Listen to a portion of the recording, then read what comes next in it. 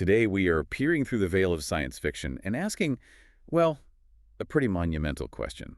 Can a digital reality be jacked directly into your brain? Yeah, I mean, for decades, this whole concept of synthetic telepathy, mind uploading, Hmm. even just receiving a complex digital world into our consciousness was pure fancy. It was the kind of thing you'd see in a movie. Absolutely. We're talking about the ultimate futuristic promise, often visualized through high-tech fiction like The Matrix.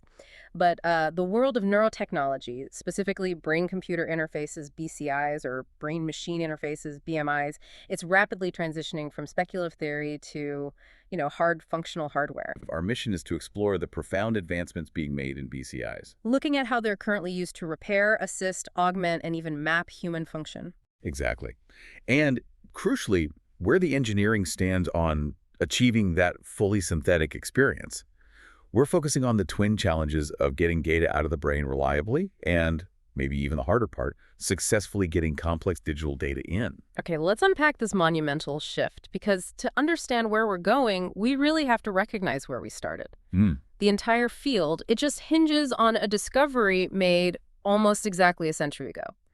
The fact that the brain is, at its core, an electrical machine. That recognition is, well, it's entirely credited to one person, Hans Berger. In 1924, working in Jena, Germany, Berger achieved the first successful documented recording of electrical activity from the human brain. Using a technique he pioneered called electroencephalography. Or EEG, yeah. And the story of that initial experiment is just fascinating, largely because of how rudimentary it was. If you picture a modern EEG, you think of these comfortable caps with electrodes. Right. Berger's approach was way more invasive. It certainly required some serious commitment from his patients. It really did.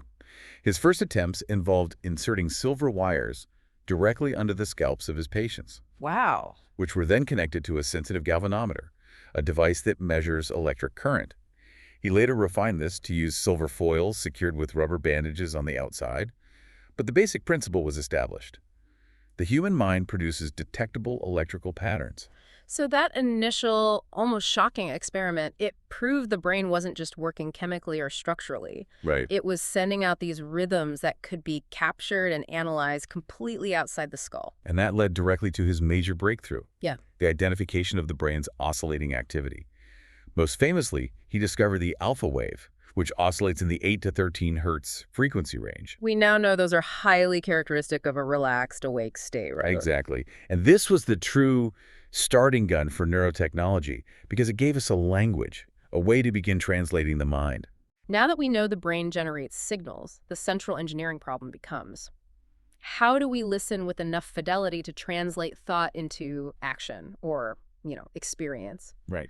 Let's break down the BCI spectrum, categorized by proximity to the brain tissue, because that proximity, it determines everything about signal quality. It really does. The spectrum ranges from completely non-invasive to fully integrated. Mm. At the low-resolution, high-safety end, we have non-invasive BCIs. These are the systems that rest outside the skull. Yep. EEG, which we just discussed, is the most common example.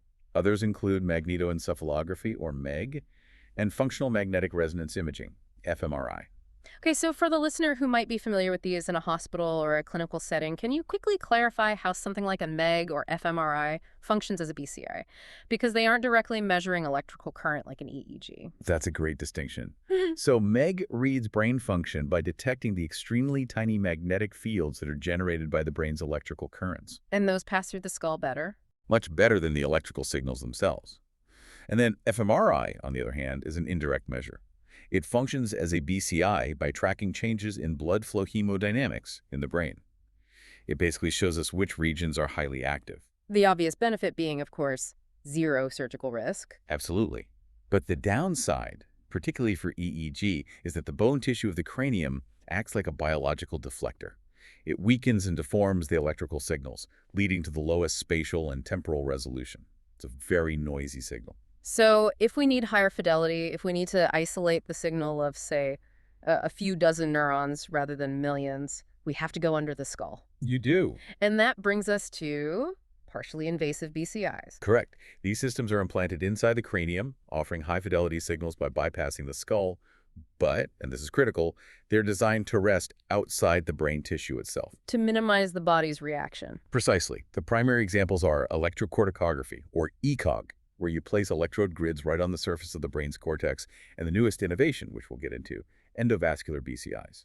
So what's the major advantage of ECOG over an EEG? I mean, how much better is the signal? Oh, it's significantly better. Yeah. You get much better signal resolution and bandwidth than any non-invasive method because you're right there on the surface. Yet, because it doesn't actually pierce the gray matter, the risk of an inflammatory reaction, immune response, and the scar tissue that follows, it's called gliosis, is dramatically lower than with the most invasive types. And then at the top of the pyramid, the highest resolution, highest bandwidth, but also the highest risk, invasive BCIs. These require complex neurosurgery to implant microelectrode arrays directly into the functional gray matter of the brain. They are, without a doubt, the gold standard for signal quality. Because they can record the activity of individual neurons. Or small groups of neurons, yeah, with exquisite precision. But they face the biggest biological hurdle. The foreign object inevitably causes scar tissue buildup over time. Which can weaken or eventually just eliminate the signal entirely. Right, as the body tries to encapsulate the array. This issue of signal degradation over the long term remains a core barrier for the whole field. Now, before BCIs became this commercial reality, this whole theoretical spectrum had to be proven in the lab. The true acceleration of BCI history began when researchers established the proof of concept. The idea that brain activity could completely bypass the traditional motor system, hands, feet, vocal cords, and control an external device. And animal research was absolutely foundational to this realization. We go back to 1969 with the work of Fetz and colleagues, which was revolutionary because it demonstrated volitional control. Okay, what does that mean exactly? They showed, using operant conditioning, that monkeys could learn to consciously control the deflection of a biofeedback arm, an early kind of external output, just with their neural activity. No movement involved. Why was that considered so massive at the time? Yeah, because before that, brain activity was primarily seen through the lens of stimulus and response. Fetz proved that if you provided a reward, the animal could isolate and regulate specific patterns of neural firing without any associated muscle movement. So it showed the brain's plasticity? And its inherent ability to learn a totally new method of external control. It was a game changer. And the refinement was rapid after that. By the 1970s, subsequent work showed that monkeys could refine this control even further, right? They could. They could regulate the firing rates of individual neurons in the primary motor cortex if they were appropriately rewarded for doing so. Which then led to the work of researchers like Miguel Nicolas and his lab. Right, who demonstrated the power of analyzing large neural ensembles, hundreds of neurons working together. They showed that these collective groups could predict complex actions, like the position of an arm in space. Allowing the monkeys to control robotic arms for precise tasks. Exactly, like reaching and grasping. And what's fascinating here, connecting back to our main question about synthetic reality, is that this control wasn't just mechanical, it seemed to be cognitive. That's right. The sources suggest that in the process of learning to control the robotic arm, the brain networks actually reorganize themselves. The brain seemed to create a new representation, literally incorporating the robotic appendage into its self-image. As if it were a new biological limb. Yes. That tells us the brain is a far more flexible controller than we ever gave it credit for. So if the output side controlling a robotic arm is the first step toward a synthetic reality, the next crucial step is proving the input side. The ability to create a synthetic sense. Exactly. And that milestone was achieved in 2011 by O'Doherty and colleagues, again with rhesus monkeys. They created a BCI where the monkey controlled an avatar arm, but critically, the monkey also received synthetic sensory feedback. So if the avatar touched something, the monkey didn't feel it through its normal nerves. Correct. Instead, it received intracortical microstimulation, or ICMS, which is direct electrical input applied to the arm representation area of the sensory cortex. So they were bypassing the sensory nerves entirely and surgically creating the sensation of touch directly in the brain. That is the proof that digital data can be loaded as a synthetic sense. It closes that crucial loop. You have volitional control, which is output, and synthetic sensation, which is input. That's the entire foundation you need to build an immersive digital experience. And this research has now jumped from the academic lab to the marketplace, driven by these high-profile, well-funded commercial ventures. Let's look at the two most prominent approaches, the maximally invasive and the partially invasive. On the maximally invasive side, you obviously have Neuralink, founded by Elon Musk. Their whole strategy hinges on these ultra-thin, flexible probes or threads and a massive electrode count. They're going for incredibly high data bandwidth. That's the goal. Their stated goal is to create a seamless interface between the human mind and AI. And their key public demonstrations were designed to illustrate this high-fidelity control. Yep. In 2020, they showed a pig named Gertrude, where the implant tracked brain activity related to her snout movements. Then, in 2021, the widely publicized monkey demonstration. Where the primate used the implant to play video games. Purely through thought. Their long-term goals are, frankly, science-fictional, but they're framing them as engineering challenges. We hear terms like telepathy and blind sight. Those are their proposed products. The ultimate vision is symbiosis with artificial intelligence. Musk has explicitly invoked concepts like the neural lace, suggesting a digital layer that sits above the cortex. And the idea of a saved game situation where your cognitive state could be uploaded and resumed later. Right. It's ambitious, to say the least. That represents the high-risk, high-reward approach. On the other end of the invasiveness spectrum, we have Synchron with their stentrode device. They're taking a much more cautious, partially invasive path. The stentrode is just brilliant engineering. It's an endovascular BCI, which means it's deployed into the brain via the patient's blood vessels. Usually through a small incision in the neck or groin, like a cardiac stent. Exactly. And crucially, this entirely eliminates the need for open brain surgery. It drastically reduces risk and recovery time. So Synchron has found this kind of Goldilocks zone, high-resolution ECOG signal access, but without the physical trauma of cutting into the cranium.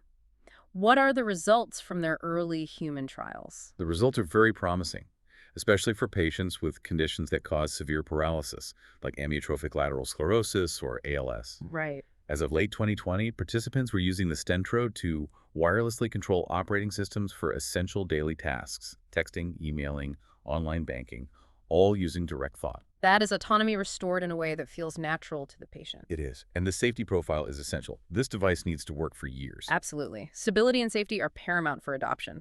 And a report in early 2023 confirmed that in the first year of use for 4 patients, there were no serious adverse events reported. The fact that a partially invasive device deployed through blood vessels can maintain this level of signal quality and safety over such a period is a huge win for less invasive BCI methods. So when we look at the immediate impact of BCIs today, it is overwhelmingly in the restorative realm. This is where the technology is already changing lives. We're talking about giving movement back to the paralyzed and voice back to those who can no longer speak. The foundation of motor restoration relies on those highly accurate invasive BCIs that we discussed earlier. Teams like the BrainGate Consortium and researchers at the University of Pittsburgh Medical Center have shown that by connecting electrode arrays directly to the motor cortex of tetraplegia patients, they can achieve high-fidelity control over prosthetic limbs. And this goes far beyond just, opening and closing a hand. Oh, indeed. They're not just mapping simple gestures, they're decoding the complex neurological intent. They predict the kinematic and kinetic parameters of movement. So the intended speed, trajectory, and force. Exactly, which allows the patients to control prosthetic limbs with many degrees of freedom, approaching the fluency and dexterity of a natural limb. This high channel count approach is critical for true autonomy. But the single most astonishing recent development, which really elevates BCI from a research tool to a life-changing technology, is the restoration of complex, natural walking. Yes. Using what the sources call a brain-spine interface, or BSI. This is where that digital bridge concept is fully realized. This pioneering work, developed in Switzerland, it addresses the specific tragedy of spinal cord injury. The core problem is that the injury acts like a broken cable. So the brain is still sending the walk signal. Right, and the neural machinery in the lower spinal cord needed to coordinate walking is often still intact, but the descending pathways connecting them are severed. So the BSI creates a wireless digital detour around the physical injury. How do they engineer a bridge between the brain and the intact but disconnected spinal cord? It's an integration of 2 fully implanted wireless systems. On the brain side, they use WIMAGINE cortical implants, specifically 2 64 electrode grids placed epidurally, so just outside the duramater, that protective layer. And these record the ECOG signals, which carry the motor intent. That's the input. Then for the output, there's an implanted pulse generator, which is connected to a 16-electrode paddle lead. This lead is precisely placed to target the lumbosacral spinal cord, the area responsible for coordinating rhythmic walking patterns. Okay, so the brain signals are wirelessly transmitted to an external processor, which then tells the spinal stimulator when and how strongly to fire. That's it. It's epidural electrical stimulation, or EES, driven by the brain's own commands. That sounds like an extraordinarily complex calibration challenge. You have to translate abstract thought, I want to step onto the ramp, into precise electrical instructions for specific muscles. And the decoding latency has to be virtually instantaneous for it to feel like natural movement. The system employs a highly advanced proprietary machine learning algorithm that recursively analyzes and links the incoming ECOG signals directly to the parameters of the spinal stimulation. I saw the name, it's a mouthful. The recursive exponentially weighted something. Axanova-Markov switching multilinear algorithm. Yeah. What matters is the speed and accuracy of the translation. And the speed was astonishingly low, wasn't it? It was. They achieved a decoding latency as low as 1.1 seconds. This allowed the participant to volitionally control 7 separate states movements for the hip, knee, and ankle on both sides, plus a resting state. And what was the real human-level result of achieving that seamless digital communication? The sources describe a 38-year-old male with a chronic incomplete cervical spinal cord injury who he'd plateaued in his rehabilitation. With the BSI engaged, he regained the ability to stand and walk naturally. Naturally, meaning he had full volitional control over the timing and amplitude of his muscle activity. Yes. The BSI allowed him to climb stairs, traverse ramps, and navigate uneven community settings, which requires continuous, adaptive movement control. His brain was truly in charge. That perception of natural control is key.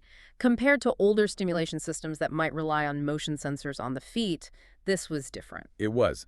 The patient's gait features were markedly closer to those of a healthy, uninjured individual. And this leads to perhaps the most important implication: neuroplasticity. The digital bridge wasn't just a crutch. Not at all. The neurorehabilitation supported by the BSI actually improved neurological recovery.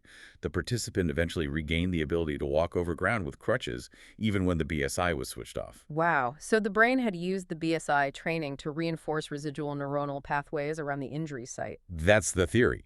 It suggests that the BCI is not merely compensating for injury, but actively helping to cure it, in part. And technically, the system must be stable to enable that kind of long-term recovery. The durability data was very impressive. The ECOG signal quality from the cortical implants remained stable for nearly a year of use, decreasing by only 0.03 dBs per day on average. This long-term stability is what gives researchers hope that BCIs can become durable, permanent medical solutions. Moving beyond movement, the last few years have brought equally monumental advances in restoring communication via BCI. Finding a voice for patients with severe paralysis or locked-in syndrome is just critical. And the ability to decode complex internal language is here, moving us closer to that idea of synthetic telepathy. Researchers at UCSF, for example, combined high-density ECOG with deep learning algorithms to synthesize speech directly from neural activity. And how fast was that translation? In 2021, they demonstrated that an anarthric patient, so a person unable to articulate speech, could communicate at 15 words per minute. Simply by imagining the motion of the muscles of the vocal tract. Exactly. The BCI was reading the neural commands intended for the mouth, tongue, and larynx. 15 words per minute from silent thought is revolutionary for restoring autonomy. We're also seeing flexibility in language, too. Absolutely. The same UCSF team reported the first bilingual speech neuroprosthesis just this year in 2024. And on a slightly different vector, a Stanford team in 2021 achieved impressive results by decoding handwriting. How did that work? A quadriplegic participant produced English sentences at about 86 characters per minute by imagining the physical act of writing letters. The BCI read the signals from the motor cortex associated with the imagined pen movements and translated them into text. So we have proven pathways for thought to generate movement, speech, and written text. The output challenge is being rapidly conquered. The BCI story then moves past simple repair and into augmentation. Once you can connect the brain to a digital system, the next logical step is fusing that connection with environments that are entirely digital. Augmented reality and virtual reality. Exactly, AR and VR. And this fusion is so powerful because these digital environments can be infinitely controlled, personalized, and crucially, highly motivating for the user. We see this often called gamification in therapy, using believable illusions to drive progress. But BCIs play two fundamentally different roles in these immersive digital environments: active and passive. This distinction is really key to understanding how we're starting to integrate the mind with the synthetic world. Okay, let's start with the active BCI role. This sounds like direct intention or control. It is.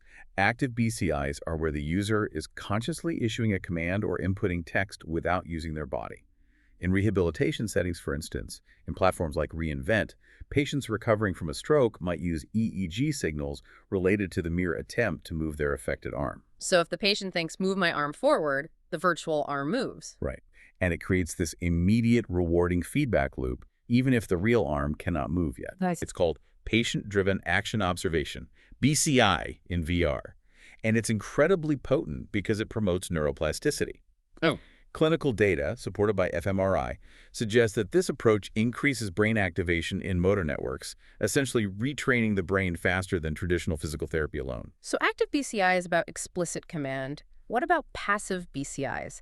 These seem more subtle, more about reading the user's emotional or mental state. That's exactly it. Passive BCIs are used implicitly to monitor the user's mental state.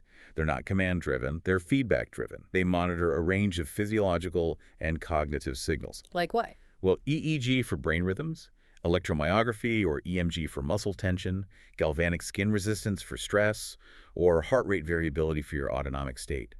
They're reading the user's psychological or cognitive reaction to the synthetic environment. Why is reading attention or workload levels so critical for a VR experience? Because it allows the digital environment to adapt in real time to the user's cognitive load. If the passive BCI detects, for example, that a pilot trainee's mental workload is spiking into an unsafe zone, or that their attention is flagging. The simulation can automatically slow down or simplify itself. Exactly. It makes the training far more efficient and personalized. The system is learning about you and tuning the digital world to your mind. That's a huge step toward a truly personalized synthetic reality. And I imagine this applies to neurogaming as well. Oh, absolutely. Passive BCIs can track levels of surprise, fear, or frustration. Game designers can use this data to subtly increase or decrease the difficulty, ensuring the user remains in that optimal flow state for engagement. It turns the environment into a biofeedback loop. What's remarkable is that even non-invasive EEG technology is achieving highly sophisticated control when it's integrated with these digital worlds. Yes. The advances in signal processing have helped to bridge the gap in resolution.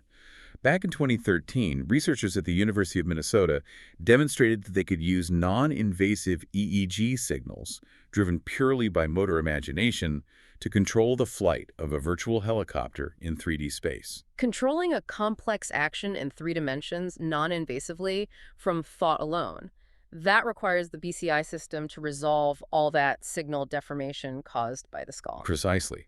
They achieved this by refining neuroimaging approaches and successfully solving what's known as the EEG inverse problem, which is mathematically determining the neural sources within the brain from the electrical signals measured on the scalp.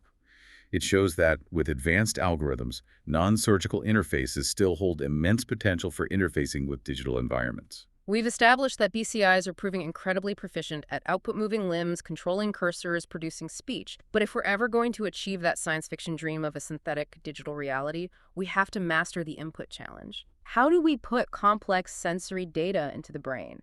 How do we download or even just read an experience? This brings us to the forefront of decoding complex sensory data, and the research focus shifts heavily toward perception, particularly vision. The initial step has been using non-invasive methods like fMRI as a decoding BCI, essentially reading the visual data out of the brain. And what level of detail have they been able to capture? Are we just talking about, flashing lights and simple shapes? Far more complex than that. Researchers at ATR Labs demonstrated sophisticated reconstruction of human vision. Even more strikingly, teams at Caltech and UC Berkeley have gone further, managing to reconstruct visual experiences, specifically scenes from natural movies, from brain activity alone. So they used fMRI patterns to infer what the patient was watching. Yes. That is essentially reading a visual memory or a lived perception directly out of the mind, albeit slowly. But it's a proof of concept. It is. While this isn't yet perfect high-speed streaming, it provides compelling evidence that the brain's internal, complex visual perception can be accessed and translated digitally. It shows that the visual cortex generates a highly structured, readable output. And on the invasive side, the goal is often restorative for sight, targeting areas that create input. Yes, invasive BCI research has been specifically focused on repairing damaged sight by targeting the visual cortex. If the sensory nerves from the eyes are damaged, the goal is to input data directly to the healthy cortex to restore some level of functional vision. And this is where Neuralink's long-term product vision comes back into play. It is. But before we get to Neuralink, let's take the idea of reading information out of the brain a step further into brain-to-brain communication, Synthetic telepathy. the ultimate form of digital information sharing. The history here is surprisingly long. Back in the 1960s, a researcher, through intensive training, learned to use their EEG signals, specifically manipulating their alpha waves, to create simple sequences that could be interpreted as Morse code. Slow binary communication, but it proved the principle. It did. But the real link-up came much later, in 2013, moving from one brain controlling a machine to one brain controlling another brain. That was the seminal work from Miguel Nicolas's group, right? Connecting the brains of two rats. That's it, the first ever demonstration of a direct brain-to-brain interface. The linked animals could share sensoromotor information, allowing one rat to essentially tell the other rat what to do, proving that basic data exchange between two organic systems is biologically possible via a digital interface. Okay, so if we connect that idea back to human communication, we discussed speech decoding based on imagining vocal tract movements. What about decoding truly imagined speech, the internal monologue? ECOD signals, the partially invasive surface grids, have shown immense potential here. They can discriminate vowels and consonants embedded in words that are only imagined, not spoken, or even rehearsed as vocal tract movements. So that provides the neurological basis for sophisticated, high-bandwidth, brain-based communication using internal thought alone. It does. And this brings us back to Neuralink, because they have explicitly framed their second major product around this exact concept of synthetic input. And that product is blindsight. That is their product, blindsight. It was granted the highly coveted breakthrough device status by the FDA in September 2024, which is designed to accelerate its development. The explicit goal is to enable people who are blind, but whose visual cortex remains undamaged, to regain some level of functional vision. By feeding visual data directly to the brain. Exactly. And we have reports that the system is already working in primate trials, albeit at low resolution, providing a new way for the brain to receive a manufactured sense. This completes the output-input loop and moves BCIs from control to synthetic sensation. It's the physical realization of their long-term vision to address brain injuries or spinal injuries and make up for whatever lost capacity somebody has with a chip. They are attempting to build the highest fidelity input-output channel possible. What's truly remarkable, though, is that this technology isn't just locked away in these billion-dollar labs. The ability to interface with the mind is rapidly becoming democratized. The low-cost frontier is accelerating innovation. This started over a decade ago with early commercial successes aimed at entertainment, like NeuroSky, and the 2009 Mattel MindFlex game. I remember that. It was, surprisingly, the best-selling consumer EEG device at the time. And these early devices proved that consumers were willing to engage with brain sensing. They did. We also saw devices like the Emotive EPO, a 14-channel EEG device capable of detecting 4 distinct mental states and 13 conscious states. Imagine having that level of neural feedback from a relatively inexpensive consumer headset a decade ago. And the cost barrier continues to fall drastically, which allows hobbyists and small research teams to innovate outside of those traditional commercial structures. Definitely. We see hobbyist groups developing open-source BCI boards that are incredibly inexpensive, some costing as low as, £20? And in 2023, the Pi-G Keylord was released, which converts a standard Raspberry Pi, a small, inexpensive computer, into a functional BCI system for approximately $350. So the tools for developing personalized neurointerfaces are becoming widely accessible. They really are. So we have painted a picture of incredible possibility, whopping again, synthetic voice, mind-to-mind communication. But to deliver the seamless, high-bandwidth digital jack-in, the neurotechnology field faces massive, immediate, and often deeply entrenched technical and ethical roadblocks. This is the necessary reality check. Yeah. The most immediate impediment, which impacts every application from movement restoration to synthetic input, is the persistent sensor modality challenge. We discussed the BCI spectrum, but the fact remains, there is no perfect sensor. It's that inherent trade-off, isn't it? Accuracy versus safety. Precisely. Invasive devices deliver the required channel count and accuracy, but risk tissue damage, inflammation, and signal degradation over time. Non-invasive ones eliminate surgical risk, but inherently lack the necessary signal resolution because the skull deforms the data.